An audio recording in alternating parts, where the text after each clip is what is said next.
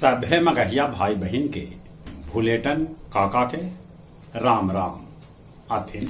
मगहिया खबर में सुनथिन देश दुनिया के खबर। पितरपक्ष मेला के आज अंतिम दिन है। कल से नवरात्रा शुरू हुए। छत्तीसगढ़ के बस्तर जिला में 120 गांव के लोग पहली बेर अपन वोट अपन गांव में देतन। सीआरपीएफ के महिला वाइकर्स पहुंचलन बाराचट्टी के कोबरा कैंप। बिहार सरकार देलक अपन सरकारी कर्मी के बढ़ल वेतनमान के साथे साथे प्रोन्नति के तोहफा। बक्सर ट्रेन हादसा के 36 घंटा बाद आखिरकार रेल परिचालन शुरू हो गया।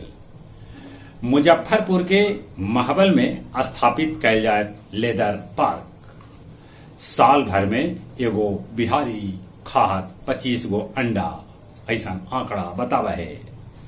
सिवान में लूट के विरोध करे पर स्वर्ण व्यवसायी के गोली मार के कर देवल गेल हत्या।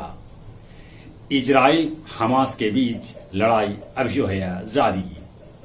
वीजा के बिना भारत में घुसैत एगो चीनी नागरिक के कैल गेल गिरफ्तार।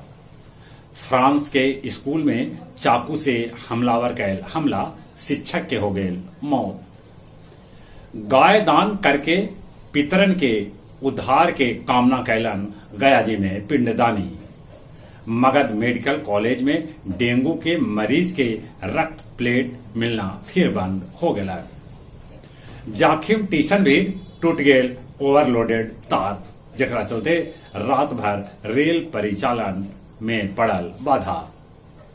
गया जंक्शन पर 250 बेटिकट यात्री के धरल गए।